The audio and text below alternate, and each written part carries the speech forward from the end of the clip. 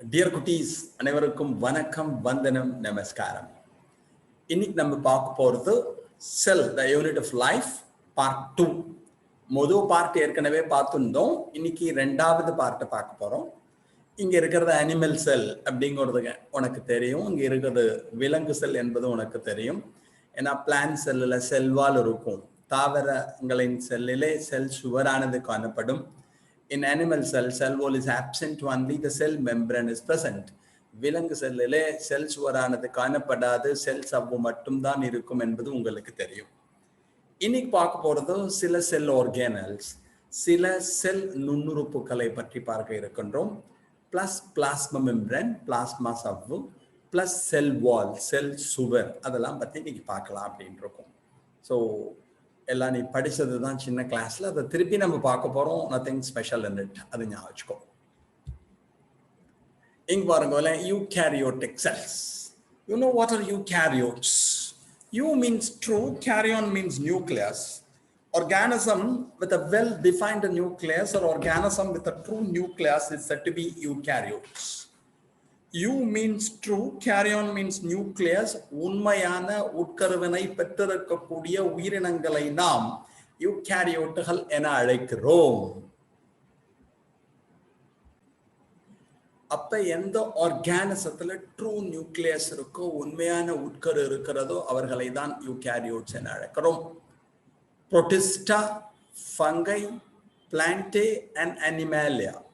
5 kingdom system of classification, ஐந்துலக வகைப்பாடு படிக்கின்ற சமயத்திலே மொனீரா என்று ஒன்றை பார்த்தோம். அந்த மொனீரா என்பது ப்ரோகாரியோட்ல வந்துடுவா. பாக்கி இருக்கக்கூடிய புரோட்டிஸ்டா, ஃபங்கை பூஞ்சைகள், பிளான்டே தாவரங்கள், அனிமேலியா விலங்குகள் அனைத்தும் எதுல வருவானா யூகாரியோட்ஸ்ல வருவா. அப்ப 5 kingdom system of classification by R.H. Whittaker. R.H. Whittakerயின் கூற்றுப்படி மொனீரா அப்படிங்கிறவா மட்டும்தான் ப்ரோகாரியோட்ல வருவா. புரோட்டிஸ்டா, ஃபங்கை பூஞ்சைகள், புரோட்டிஸ்டுகள், பிளான்டே தாவரங்கள், அனிமேலியா விலங்குகள், இவை அனைத்துமே எதுல வரும்னா யூகாரியோட்ல வரும். In eukaryotic cells, there is an extensive compartmentalization of cytoplasm through the presence of membrane-bound organelles.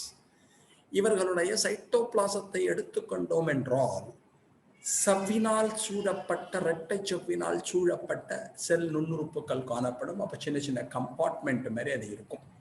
Mitochondria இருக்கும், குளோரோபிளாஸ்ட் பசுங்கணிகம் இருக்கும், எண்டோபிளாஸ்மிக் ரெட்டிகுலம் எண்டோபிளாச வலை அமைவு இருக்கும், கோல்ஜி பாடிஸ் கோல்ஜி உறுப்புகள் இருக்கும். அது ஒரு கம்பார்ட்மெண்ட் மாதிரி இருக்கும். உனக்கே தெரியும், ப்ரோகாரியோட்ல மெம்பரேன் பவுண்ட் ஆர்கானல்ஸ் கிடையாது. செவ்வினால் சூழப்பட்ட, இரட்டை செவ்வினால் சூழப்பட்ட செல் நுண்ணுறுப்புகள் ப்ரோகாரியோட்ல கிடையாது, யூகாரியோட்ல இருப்பா. They have a variety of complex locomotory and cytoskeletal structures. இயக்கத்திற்கான சில அமைப்புகளும், அதே போலவே செல்லின் எலும்பு கூடு போன்ற அமைப்புகளும் இதில் காணப்படும். சைட்டோஸ்கெலட்டல் ஸ்ட்ரக்சர்ஸ், ஒரு எலும்பு கூடு மாதிரி உள்ள இருக்கும். இப்போ எண்டோபிளாஸ்மிக் ரெட்டிகுலம் அதெல்லாம் பார்த்துடலாம். லோகோமோஷன், இடப்பெயர்ச்சிக்கு ஃபிளாஜெல்லா கசையிழைகள் காணப்படும், சிலியாக்கள் காணப்படும். இதெல்லாம் எக்ஸ்ட்ராவாக நம்ம தெரிஞ்சுக்கணும். Eukaryotic genetic material is organised into chromosomes. ப்ரோகாரியோட்ல எடுத்துட்டோம்னா டிஎன்ஏ தான் குரோமோசோம் மாதிரியே இருக்கும். ஆனால் யூகேரியோட்டிக் ஆர்கானிசம் எடுத்துட்டோம்னா குரோமாட்டின் ரெட்டிகுலம் இருக்கும். இந்த time of cell division is condensed to form chromosomes. Cell பிரிதல் நடைபெறுகின்ற சமயத்திலே குரோமாட்டின் வலைபின்னல் அமைப்பு தடித்து குட்டையாகி குரோமோசோம்களை உருவாக்கும். நம்மள்கிட்ட எடுத்துட்டோம்னா 46 குரோமோசோம்ஸ் தெரியும் உனக்கு இருக்குன்னு சொல்லிட்டு. இது பாருங்க, இது அனிமல் செல், விலங்கு செல், இது பிளான்ட் செல், தாவர செல். இவா ரெண்டு பேரும் எதுல வருவா? யூகேரியோட்ல வருவா. இதை தவிர யார் வரும் அப்படின்னா ஃபங்கை பூஞ்சைகள் வரும், மஷ்ரூம்ஸ் ஞாபகோ, நாய்க்கொடை ஞாபகோ. இதை தவிர புரோட்டிஸ்டா, யூனிசெல்லுலர் யூகேரியோட்டிக் ஆர்கானிசம், ஒரு செல்லினாலான யூகேரியோட்டிக் உயிரினங்களை நாம் புரோட்டிஸ்டுகள் என அழைக்கிறோம். அவ்வாலையும் இந்த இடத்துல ஞாபகம். அப்புறம் வேற என்ன தெரிஞ்சுக்கணும்? யூகேரியோட்டிக் செல்ஸ் ஒரு நாட் ஐடென்டிக்கல். யூகேரியோட்டிக் உயிரினங்களில் காணப்படுகின்ற அனைத்து செல்களும் அமைப்பில் ஒத்திருக்க வேண்டிய அவசியம் இல்லை. பிளான்ட் செல்லை எடுத்துட்டேன்னா, it possesses cell wall, plastids, large central vacuole which are absent in animal cells. தாவர செல்களை எடுத்துக்கொண்டோம் என்றால் செல் சுவர் காணப்படும். பிளாஸ்டிட்ஸ், எஸ்பெஷலி இது குளோரோபிளாஸ்டிட் கணிகங்கள் காணப்படும். லியூகோபிளாஸ்டிட், குளோமோபிளாஸ்டிட்ஸ் அண்ட் குளோரோபிளாஸ்டிட். லியூகோபிளாஸ்டிட்ஸ் வெளிர் கணிகம், குரோமோபிளாஸ்டிட்ஸ் வண்ண கணிகம் அண்ட் குளோரோபிளாஸ்டிட்ஸ் பசுங்கணிகம் இது இருக்கும். லார்ஜ் சென்ட்ரல் வேக்யூல், மிகப்பெரிய வேக்யூல் ஆனது தாவர செல்லிலே காணப்படும். All these things are absent in animal cells. இவர்கள் அனைவரும் விலங்கு செல்லில் காணப்படாது. Animal cells have centrioles which are absent in almost all plant cells. விலங்கு செல்களிலே சென்ட்ரியோல்கள் காணப்படும், பெரும்பான்மையான தாவர செல்களிலே காணப்படாது. primitive lower plants அல்லது தாழ்நிலை தாவரங்களிலே சென்ட்ரியோல்ஸ் இருக்கும். And the centriole is made up of protein called tubulin. இந்த சென்ட்ரியோல்கள் tubulin என்று அழைக்கப்படுகின்ற ஒரு புரதத்தினால் ஆனவை. இது அனிமல் செல், விலங்கு செல்லிலே இருக்கும், தாவர செல்லில் கிடையாது. பட் லோவர் பிளான்ஸ், தாழ்நிலை தாவரங்களில் காணப்படலாம். Next we come to the cell membrane, செல் சவ்வு என்று கூறுவார்கள். அதே மாதிரி நெக்ஸ்ட் எடுத்துனோம்னா பிளாஸ்மா மெம்ப்ரேன், பிளாஸ்மா சவ்வு என்று கூறுவார்கள். Semi permeable membrane, selectively permeable membrane, differentially permeable membrane, தேர்வு கடத்து சவ்வு என்று அழைப்பார்கள்.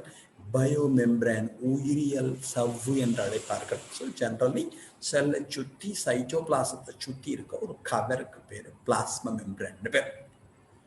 First study of the plasma membrane with the help of RBC. RBC என்று அழைக்கப்படுகின்ற இரத்த சிவப்பு செல்களின் செல் சவ்வுதான் முதலில் கண்டறியப்பட்டது, பயிலப்பட்டது. Plasma membrane or the biological membrane is made up of phospholipid bilayer with extrinsic and intrinsic proteins.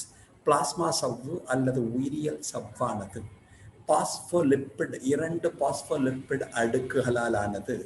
அவர்களுக்கிடையே செல் சவ்வு இடைவெளி புரதமும் வெளிப்புரதமும் காணப்படும். இன்ட்ரின்சிக் உட்புரதம், எக்ஸ்ட்ரின்சிக் வெளிப்புரதம் காணப்படும். Lipid arrangement, that is phospholipid, polar shift towards outer sides and hydrophobic tails towards the inner part. வெளியில என்ன இருக்கும் அப்படின்னா head மாதிரி இருக்கும், டெயில் மாதிரி இருக்கும். வெளியில இருக்க ஹெட் இருக்கு பார்த்தீங்கன்னா அவுட்டர் சைடை பார்த்துருக்கும். ஹைட்ரோஃபோபிக் டெயில்ஸ் கீழ்ப்புறத்தை காணப்படும். ஹைட்ரோஃபிலிக், ஹைட்ரோஃபோபிக், வெளிப்புறமானது நீர் நாட்டம் உடையது, உட்புறமானது நீர் எதிர்நாட்டம் உடையது. இந்த படத்தை பார்த்தா தெரியும். இந்த படத்தை பாருங்க, அப்புறம் வரலாம். இது fluid mosaic model proposed by Singer and Nicolson. இந்த படம் என்பது ஃப்ளூயிட் மொசைக் மாடல் என்று அழைக்கப்படுகின்ற ஒரு அமைப்பினை சிங்கர் அண்ட் நிக்கல்சன் என்று அழைக்கப்படுகின்ற 2 அறிவியல் அறிஞர்கள் ப்ரப்போஸ் செய்தனர். அவங்க பிராரம் பார்த்தோம்னா the plasma membrane is made up of phospholipid bilayer with intrinsic and extrinsic proteins. அதாவது பாஸ்போலிப்பிட் 2 அடுக்குகள் காணப்படும். அவற்றிற்கு இடையே செல் இடைவெளி புரதமும் வெளியே செல் வெளிப்புரதமும் காணப்படும். இது இன்ட்ரின்சிக், இது எக்ஸ்ட்ரின்சிக் புரோட்டீன்ஸ் ஞாபகம். அதான் இது உள்ள இருக்கிறது, வெளியில இருக்கிற புரோட்டீன் அப்படி நம்ம வச்சுக்கலாம். அப்புறம் வேற என்னென்னலாம் இருக்கலாம்? கொலஸ்ட்ரால் இருக்கலாம், கிளைகோலிப்பிட் இருக்கலாம், கார்போஹைட்ரேட் இருக்கலாம், கிளைகோப்ரோட்டீன் இருக்கலாம், குளோபுலர் புரோட்டீன் இருக்கலாம். இதெல்லாம் இதில் காணப்படுகின்ற பல வகையான புரதங்கள். This arrangement ensures that non-polar tail of saturated hydrocarbon is protected from the aqueous environment. இப்போ என்ன எடுத்துனா இது மேலே இருக்குன்னு சொன்னேன் பாருங்கள, இது ஹெட், இது டெயில் மாதிரி இருக்கும். இது ஹைட்ரோஃபோபிக்காக இருக்கும், இது ஹைட்ரோஃபிலிக்காக இருக்கும். நீர் நாட்டம், நீர் எதிர்நாட்டம் என்று வைத்துக் கொள்ளுங்கள். இதோட ஸ்பெஷாலிட்டி என்னன்னா அக்வஸ் என்விரான்மெண்ட். இது ஃப்ளூயிட் மொசைக் மாடல், திரவ மொசைக், திரவம் மாதிரி இருக்கும். அதில் இவங்கெல்லாம் முதந்துன்னு இருக்க மாதிரி இருக்கும். அப்போ என்ன ஆகும்னா அந்த சூழலிலே இது பாதிக்கப்படாமல் இருப்பதற்கு அது உதவுகிறது. Lipid component is mainly consist of phosphoglyceride. இதுதான் பாஸ்போலிப்பிட். இந்த பாஸ்போலிப்பிட் எடுத்துட்டோம்னா அதில் இருக்கிற லிப்பிட் யார் இருப்பான்னா பாஸ்போகிளிசரைட்ஸ் இருப்பா. அதனால தான் பாஸ்போலிப்பிட்ஸ்ன்னு சொல்கிறான். லிப்பிட்னா உனக்கு தெரியும், நம்ம கொழுப்பு என்று அழைப்போம். பாஸ்போலிப்பிட் எடுத்துட்டோம்னா பாஸ்போகிளிசரைட்ஸ் அது இருக்கும். RBC. In RBC, the plasma membrane approximately 52% of protein and 40% of lipids.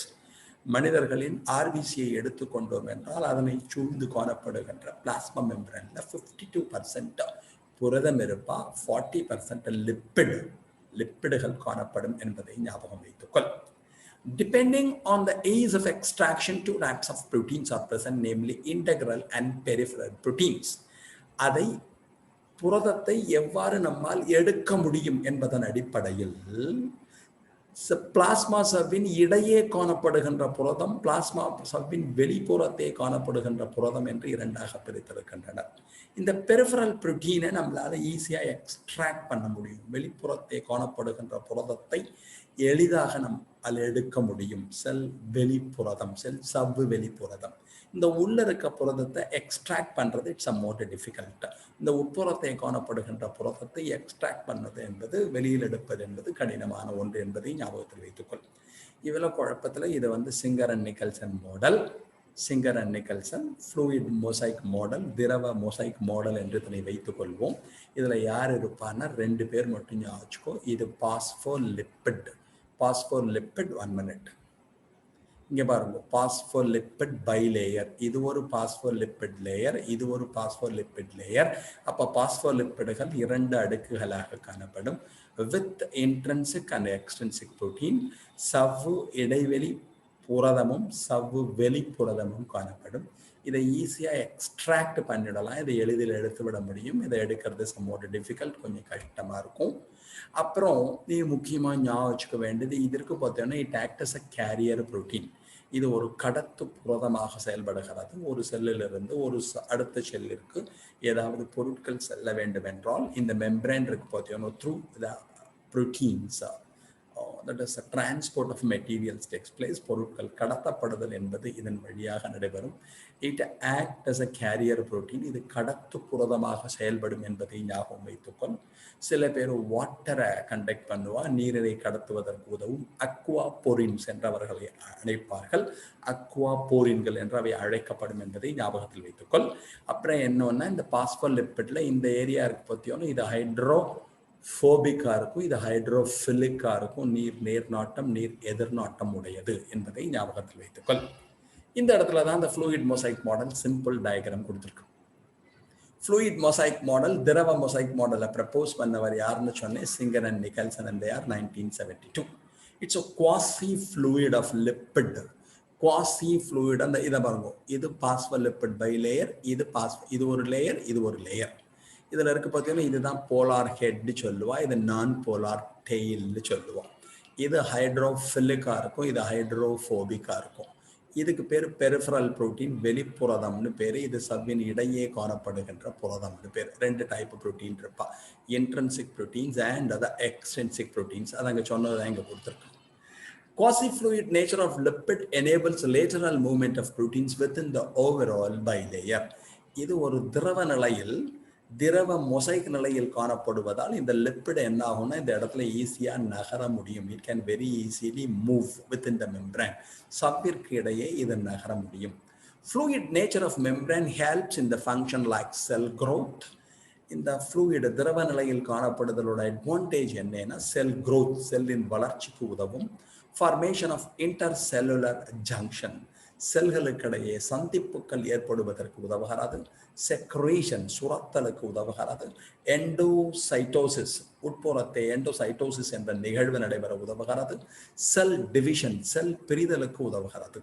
அப்போ இந்த ஃப்ளூயிட் நேச்சர் இருக்கு பாருங்களேன், இது என்ன நம்ம படித்தோம் அப்படின்னா, ஃப்ளூயிட் மொசைக் மாடல், திரவ மொசைக் வடிவம்னு சொன்னோம்.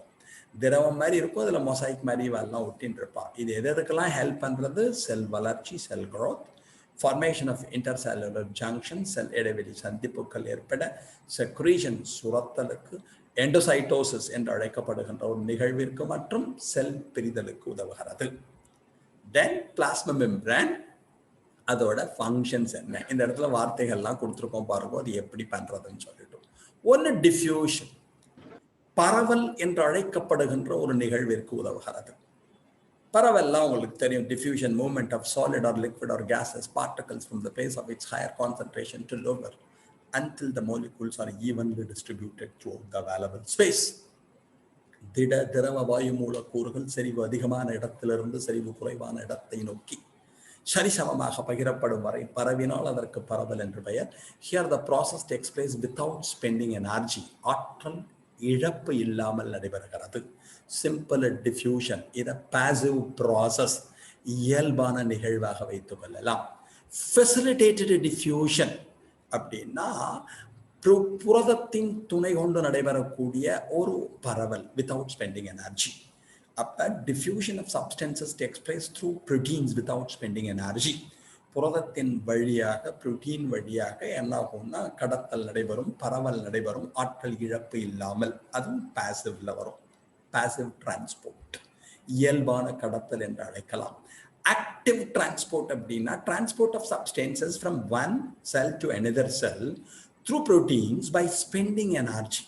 ஒரு செல்லிலிருந்து அடுத்த செல்லிற்கு பொருட்கள் கடத்தப்படும், ஆற்றல் இழப்பதன் மூலமாக அல்லது ஏடிபியின் துணை கொண்டு நடைபெறும். அப்போ ஏடிபி உங்களுக்கு தெரியும், energy currency of cell is said to be ATP. ஷெல்லின் சக்தி கோபுரம் என்பது mitochondria, power house of the cell. ATP is the energy currency of a cell, ஆற்றல் நாணயம். அப்போ எனர்ஜியை ஸ்பெண்ட் பண்ணி ஆற்றலை இழந்து எந்த ஒரு செயல்பாடு நடைபெற்றது என்றாலும் அதற்கு ஆக்டிவ் டிரான்ஸ்போர்ட், செயல் மிகு கடத்தல் என்று பெயர். எல்லாமே இது வழியா நடக்கும். ஸோ இதுதான் பிளாஸ்மா மெம்பரேன். இது வழியா சிம்பிள் டிஃப்யூஷன் நடக்கலாம், பரவல் நடைபெறலாம். Facilitated diffusion, diffusion of substances through proteins, புரதத்தின் மூலமாக ஆற்றல் இழப்பின்றி பரவல் நடைபெறலாம். ஆர் ஆக்டிவ் டிரான்ஸ்போர்ட், கடத்தல் என்பது ஏடிபி என்ற ஆற்றலின் துணை கொண்டு ஆற்றல் இழப்பின் செயல் கொண்டு நடைபெறலாம், செயல்மிகு கடத்தல். Or by osmosis. இப்போ வாட்டர் தெரியும், நீரினை எடுத்துக்கொண்டோம் என்றால் by osmosis, movement of water molecules from the solution of lower concentration to the solution of higher concentration until the molecules are evenly distributed. மறந்துடாதீங்கோ, ஈவன்லி டிஸ்ட்ரிபியூட்டட். அப்போ என்ன ஆகும்னா நீர் மூலக்கூறுகள் கரைசலின் செறிவு குறைவாக உள்ள ஒரு இடத்திலிருந்து கரைசலின் செறிவு அதிகமாக உள்ள ஒரு இடத்தை நோக்கி சரிசமமாக பகிரப்படும் வரை பரவினால் அதற்கு சவ்வூடு பரவல் என்று பெயர். Simple is diffusion of water molecules through the membrane.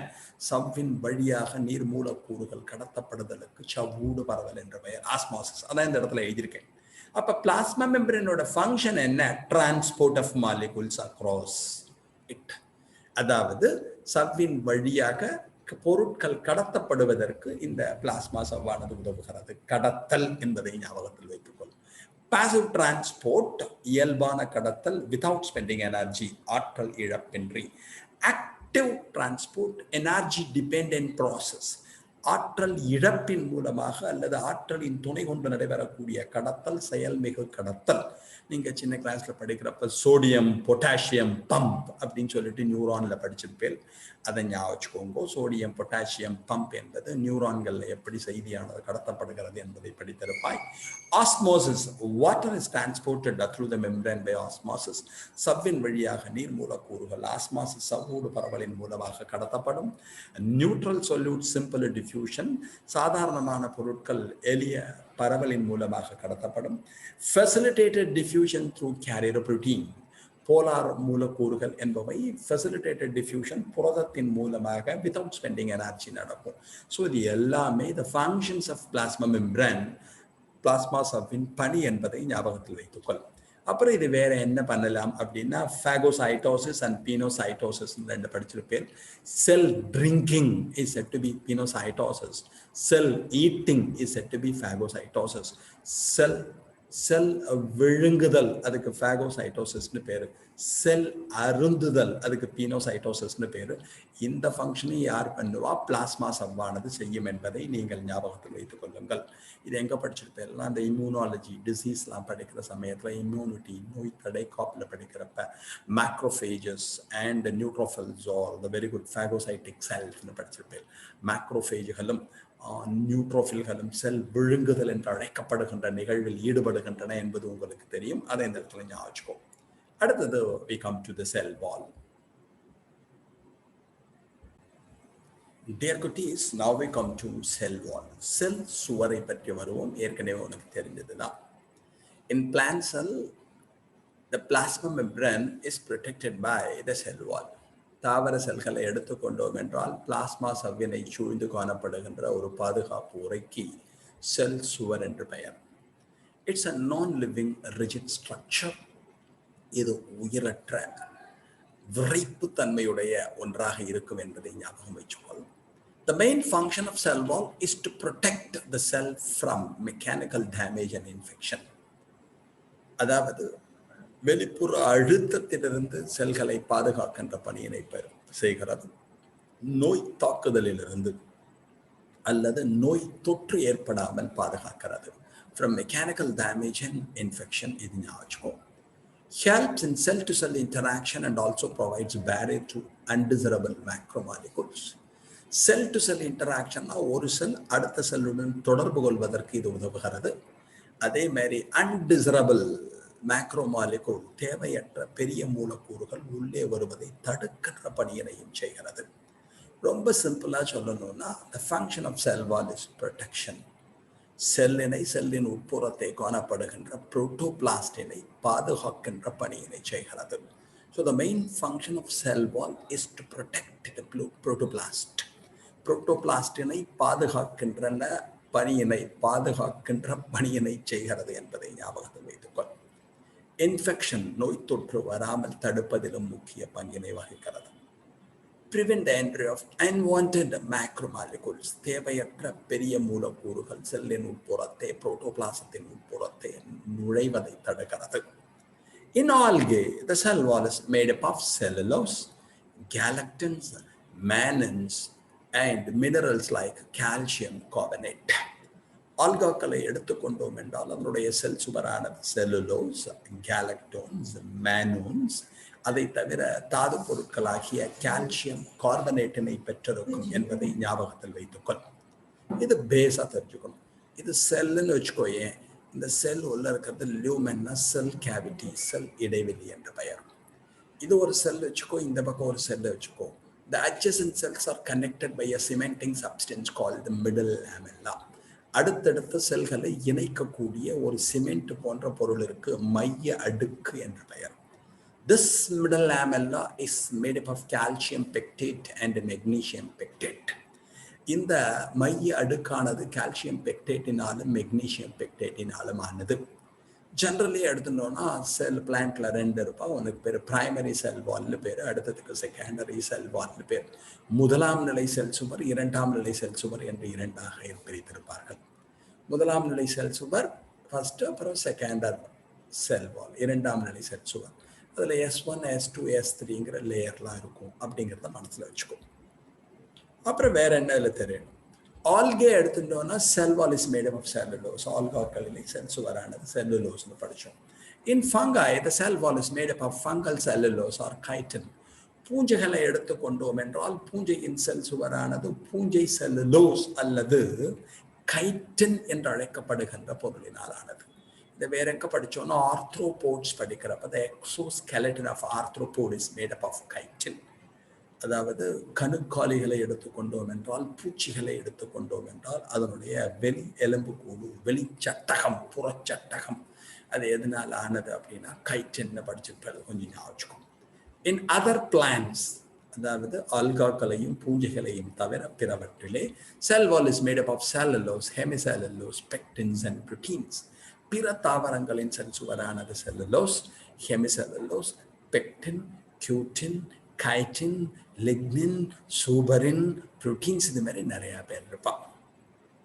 In young plant cells, primary cell wall is capable of growth. இளம் தாவர செல்களை எடுத்துக்கொண்டோம் என்றால் young plant cells, primary cell wall is capable of growth. முதலாம் நிலை செல் சுவரானது இளம் செல்களிலே வளரும் திறனை பெற்றிருக்கும். In mature cells, secondary wall is formed on the inner side of the cell. முதிர்ச்சி அடைந்த செல்களிலே முதலாம் நிலை செல் சுவரின் முற்புறத்திலே இரண்டாம் நிலை செல் சுவரானது உருவாகும். ஃபார் எக்ஸாம்பிள், இது பிரைமரின்னு வச்சுக்கோயே, பிரைமரியோட உள்ளதான் என்ன ஃபார்ம் ஆகும்னா the secondary cell wall is formed. இரண்டாம் நிலை செல் சுவரானது உருவாகும். அப்ப யங் செல்ஸ், இளம் செல்களிலே இந்த பிரைமரி செல் வால் மட்டும் இருப்பா. மெச்சூர்டு செல்ஸ், முதிர்ச்சி அடைந்த செல்களிலே secondary cell wall is present, இரண்டாம் நிலை செல் சுவரானது காணப்படும். It is present inside the primary cell wall, அது முதலாம் நிலை செல் சுவரின் உட்புறத்தே தான் காணப்படும். மிடில் லாமெல்லா, இங்க பாருங்க, இது ஒரு செல் வச்சுக்கோங்க, இது ஒரு செல் வச்சுக்கோங்க.